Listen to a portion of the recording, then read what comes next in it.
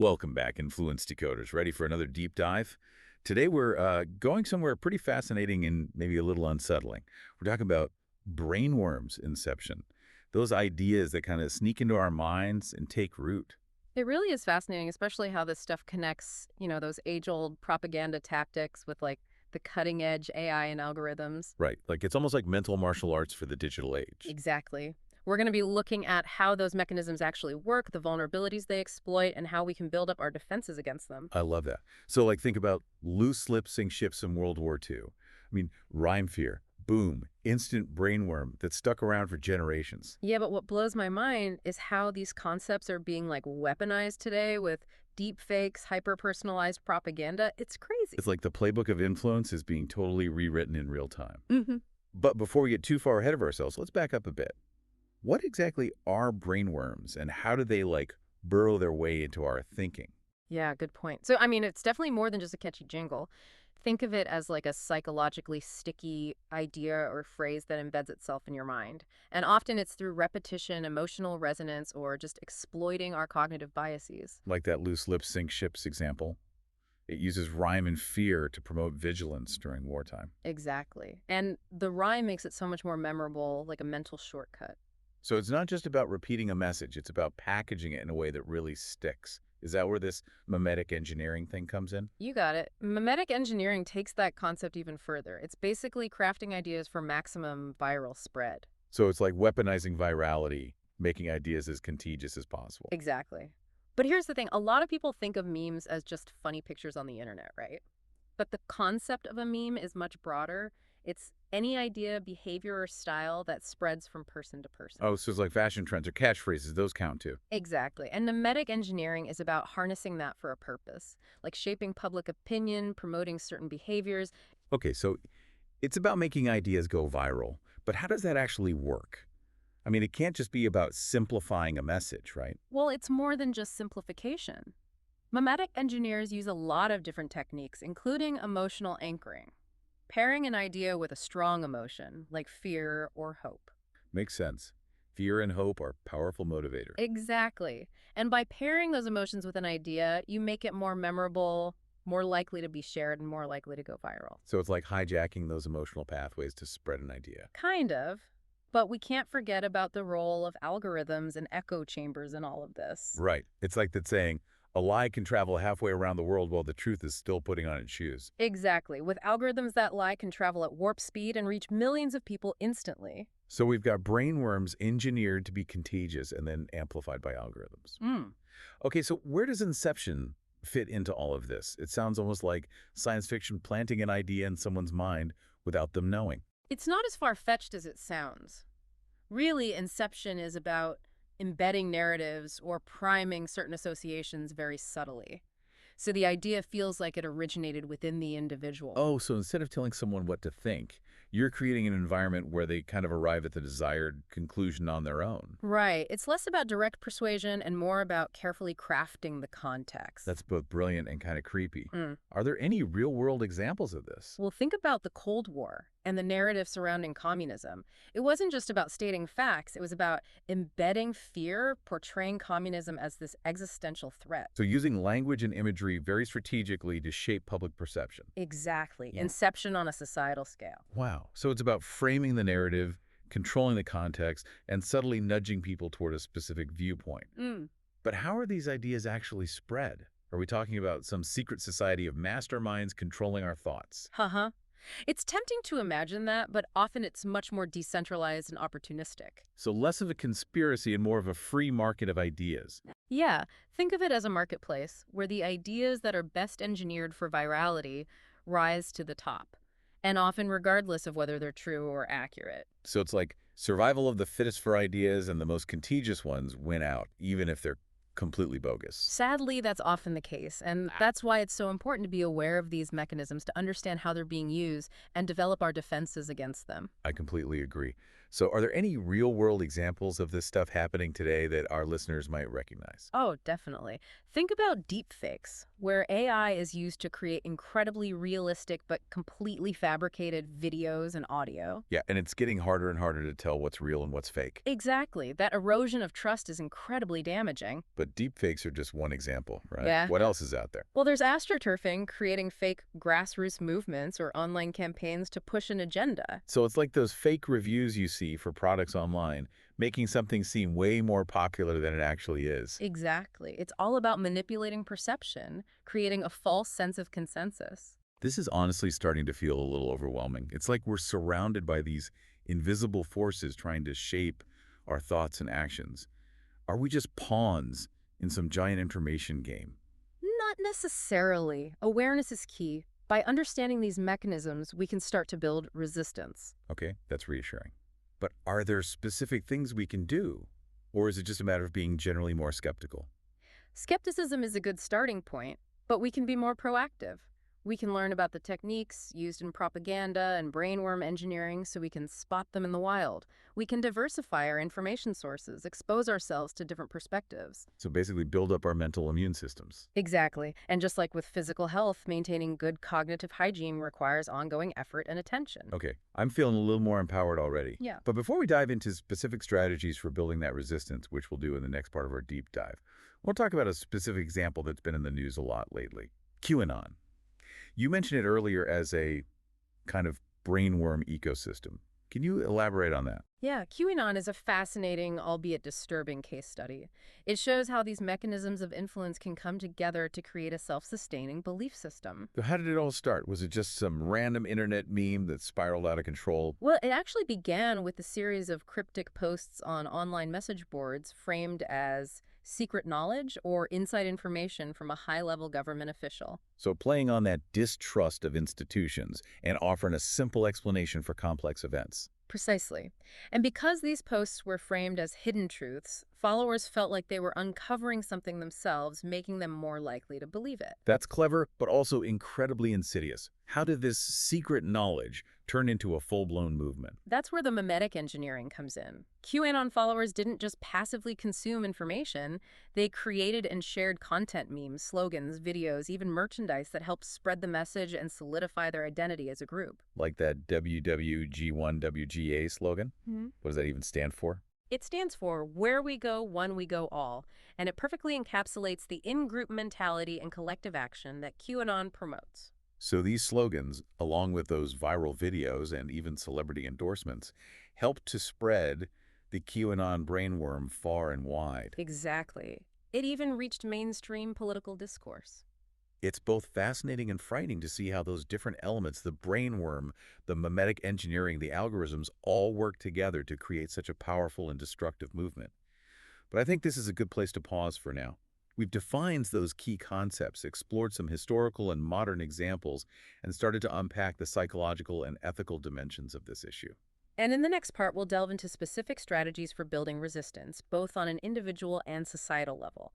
We'll explore the tools and techniques that can help us become more discerning consumers of information and contribute to a healthier, more resilient information ecosystem. Exactly. So stay tuned. Influence Decoders. We'll be right back with more insights and actionable strategies to help you navigate the complex world of influence and persuasion. Welcome back, Influence Decoders. We left off talking about how QAnon shows just how powerful these influence tactics can be, especially online. Yeah, and it's not just like online conspiracies, right? These Yeah. techniques are everywhere, from advertising to politics. It's like this whole new battleground for our minds. Absolutely. And it's a battleground that's constantly shifting too, with new tech and strategies popping up all the time. That's why it's so crucial to really grasp those underlying principles of influence and persuasion so we can adapt. Okay, so let's talk about those principles. We've got brainworms, inception, mimetic engineering, algorithms. It's a lot. How do these all connect? Is there like a common thread running through all these tactics? I think the common thread is really about exploiting our cognitive biases and vulnerabilities, like the mere exposure effect, where being exposed to an idea over and over makes you more likely to accept it, or like the tendency to go with emotion over logic. These tactics are designed to kind of short circuit our critical thinking. Right, so they're taking advantage of those mental shortcuts we all use instead of really thinking things through. And these tactics are getting even more sophisticated with AI and big data, right? Absolutely. AI is gathering huge amounts of data about us, our online behavior, our preferences, even our fears and hopes. And then they use that data to craft these hyper-personalized messages designed to exploit our weaknesses. It's like those targeted ads that feel like they're reading your mind, but on a much bigger and creepier scale. Uh, Okay, but let's shift gears for a second. You mentioned earlier that there's also tech being developed to actually counter manipulation. What are some of the promising things happening in that space? One area that's super exciting is AI-powered tools that can help us detect and even stop the spread of misinformation.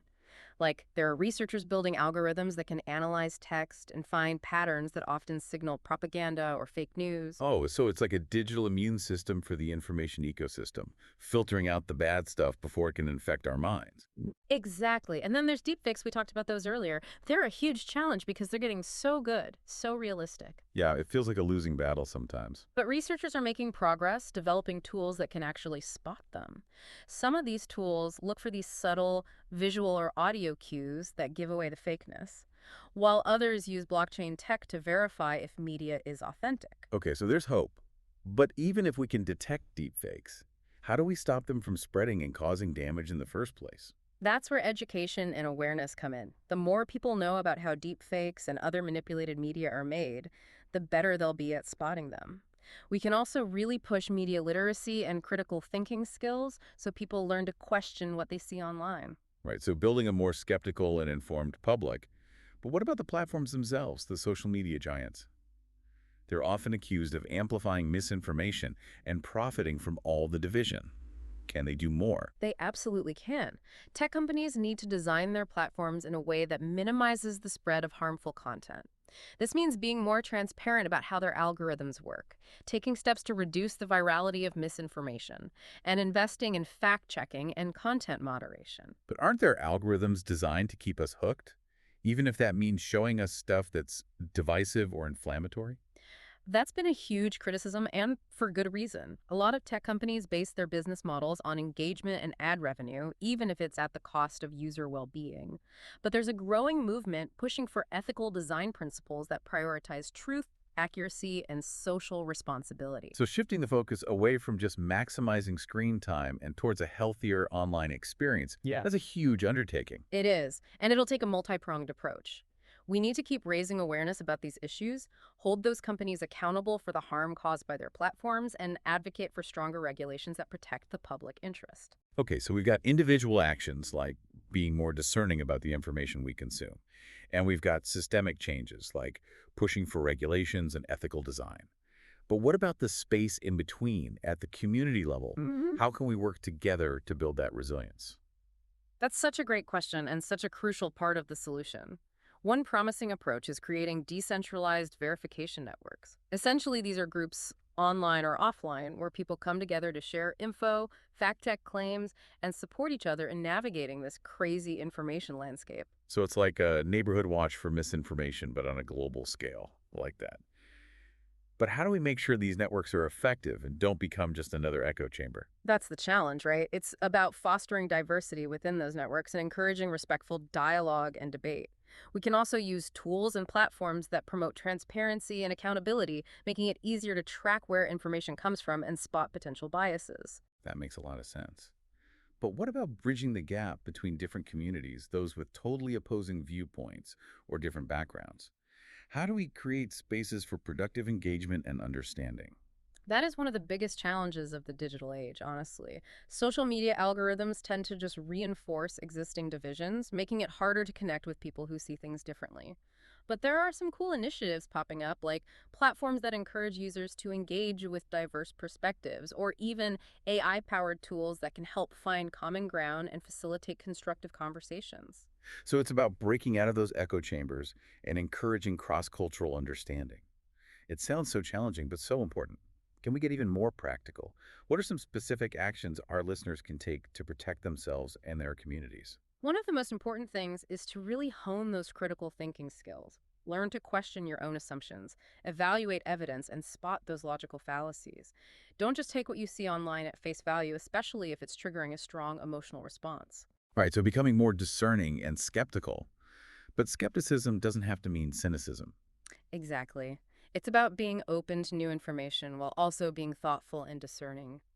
And don't underestimate the power of simple things, like fact-checking before you share something online or having those respectful conversations with people who hold different views. Those are some great tips. Yeah. But it can feel overwhelming sometimes with so much information coming at us constantly.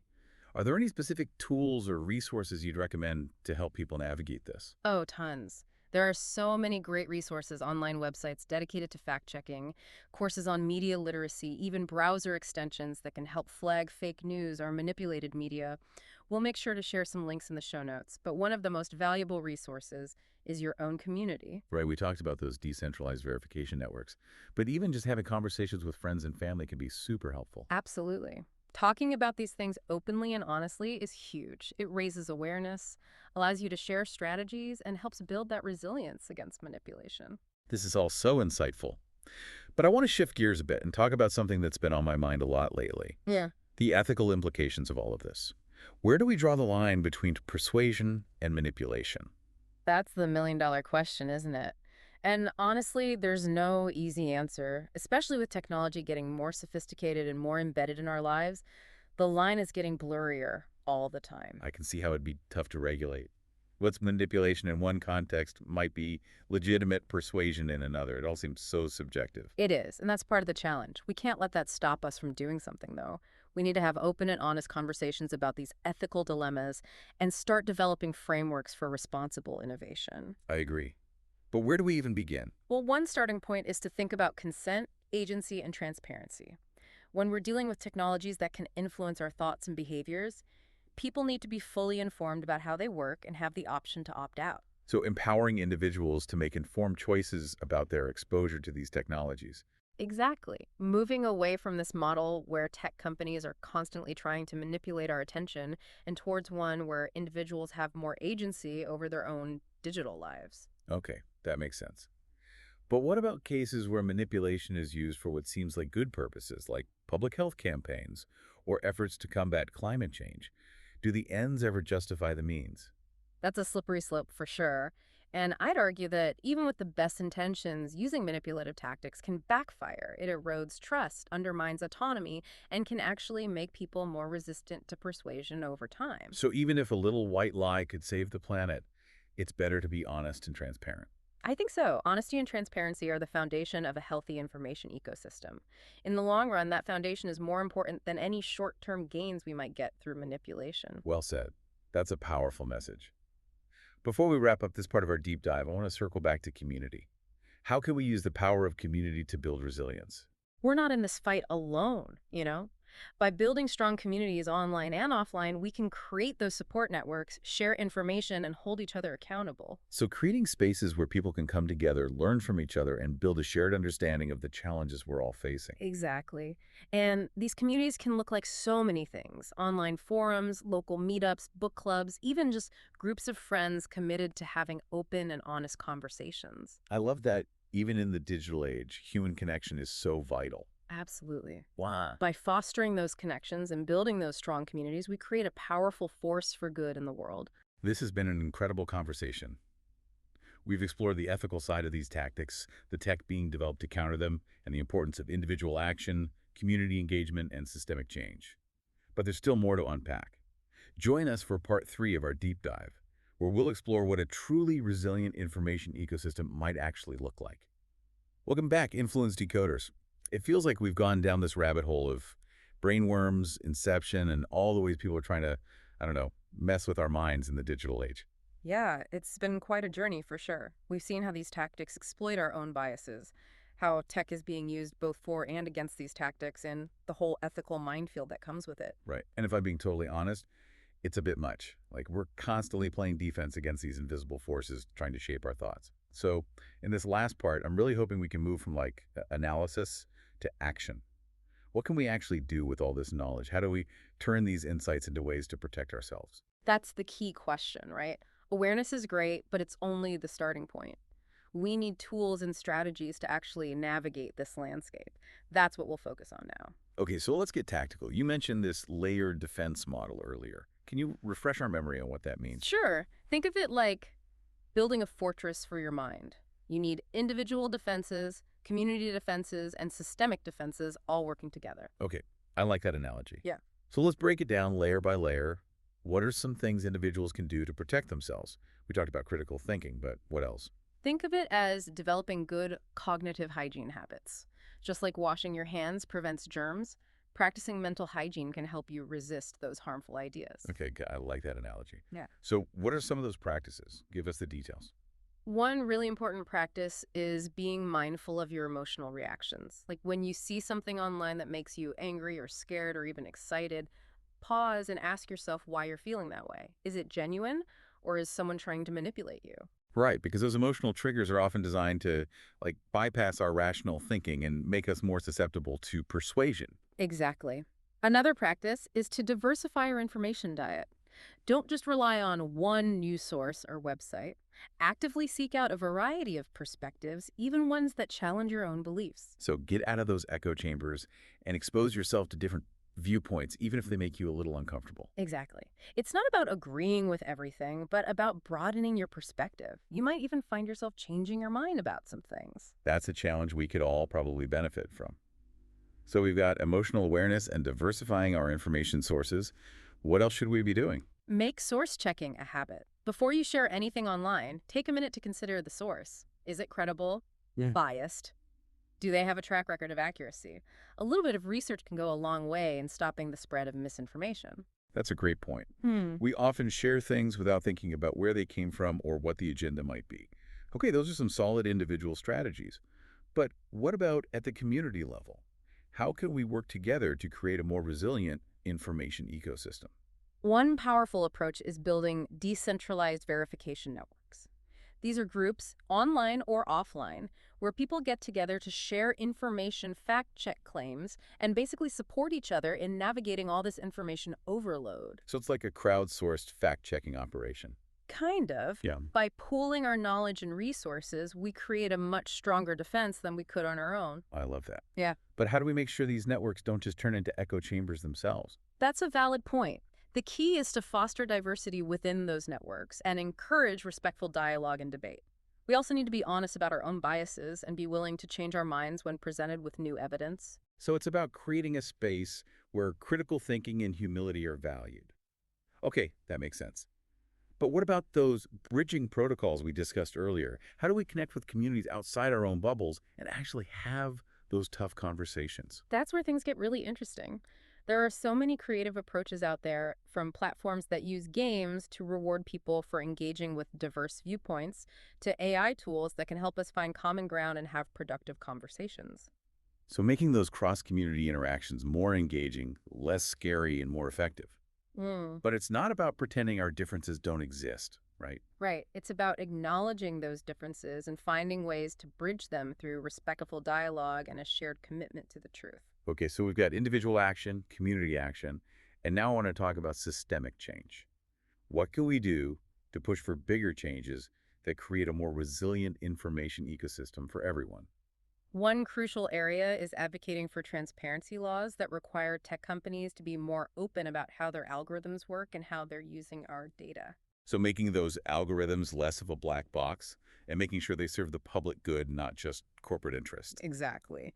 We also need to push for stronger regulations to limit the spread of harmful content while protecting free speech and preventing censorship.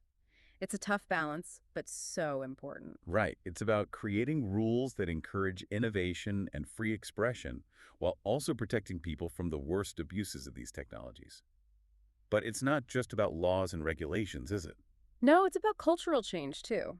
We need to develop a shared understanding of media literacy, critical thinking, and ethical online behavior.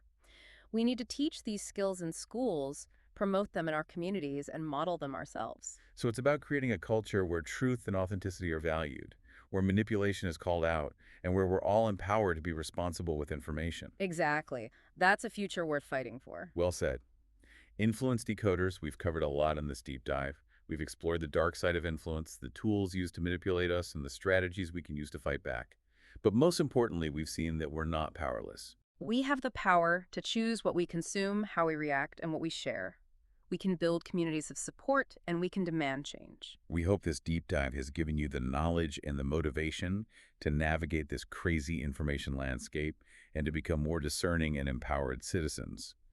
Remember, the battle for our minds is ongoing, but it's a battle we can win. By practicing mental hygiene, building strong communities, and fighting for change, we can create a world where truth and authenticity win out. Now we want to hear from you.